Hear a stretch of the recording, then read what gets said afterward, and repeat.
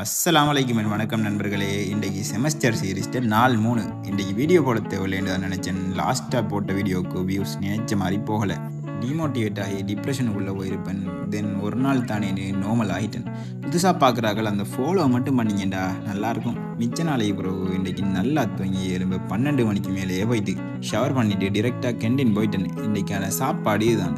படிக்க எடுத்தேன். படிக்க சுத்தமாக மூடே இல்லை. லெப்பத்திறந்தாலே இரிட்டேட் ஆகிடுச்சு. ட்ரை பண்ணேன், பட் ஏலாமல் இருந்துச்சு.